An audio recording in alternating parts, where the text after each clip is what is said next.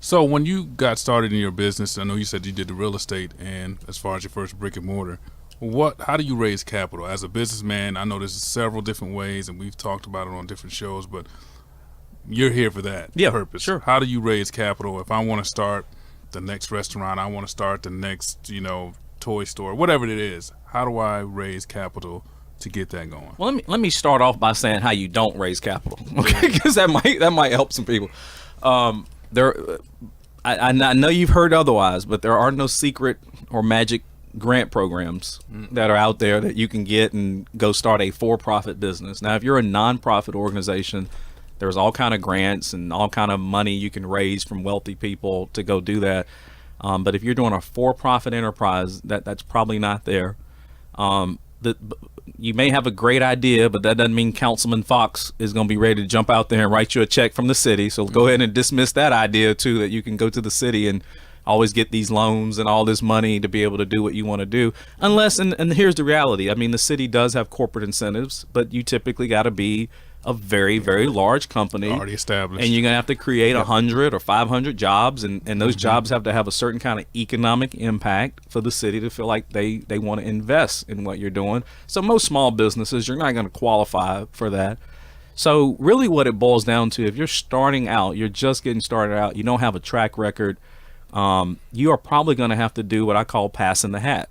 And passing the hat is going to friends and family and asking them to invest in whatever it is that your particular enterprise is. And the reason why that works is because your friends and family, quite frankly, are not investing in the idea as much as they're investing in you. They believe in you. They believe in Jamal, and Jamal said he's going to do such and such, and he's always did what he said he was going to do. And I'm going to give Jamal $1,000. I'm going to give him $5,000 so that he can get his idea off the ground. And then when you get the idea off the ground and you start to establish a positive track record, then you can come talk to investment banking firms like mine, other investment funds, private equity groups, because we want to see a track record before we put money in anything.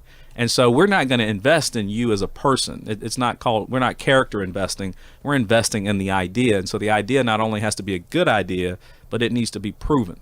And so you got to get it. How many years are you looking at? Because a lot of people think, I can go down here to the SBA and they help me write a business at least plan. 3 to 5 years. Exactly. It needs to be a proven, something I can look back over a period of time and say, okay, you're really consistently making money at it. Now, there's one exception to that rule, okay? There are groups called angel investors, angel funds, and they tend to be what we call early stage investors, or what we also call seed stage investors, meaning that you just have an idea, you need some resource to come in and be able to grow that from a seedling basically to a real idea.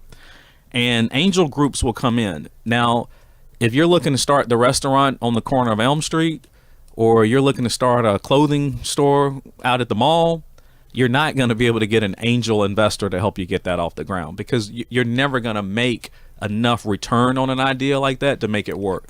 But if you went home and you've been, in your basement every night till 3 a.m. and you come up with that magic way that cars no longer have to run on gas, or you've come up with that great idea, what I call that $100 million idea, then yeah, you can take that and go to an angel group. They'll put money in because they know that idea is so great that they'll be able to get their money back out with a very good return, and you'll be able to keep raising money from other venture capital investors to do that. So, I mean, if you're just looking to start your average small business, your restaurant, your dress shop, or whatever it is your passion is, it's friends and family that would have to come into that. And then friends and family, and then you have to work the business for 3 to 5 years, show that you're doing well or okay, and then you can go to a bank. That would be your recommended advice. And it's hard, dude, because, I mean, people don't like asking their friends and family for money. Yeah. It makes Thanksgiving pretty uncomfortable if that business didn't work out. I mean, and it's hard. Looking at you like, yeah. Sure you will. Yeah.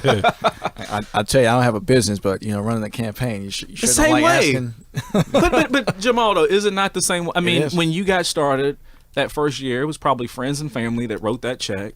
And then the next time around, the other people started believing, and they said, okay, I'm going to get behind it. And when you run again, you'll have more people to say, okay, yeah, I'm going to get behind it. You have a proven track record. That's it. That's exactly.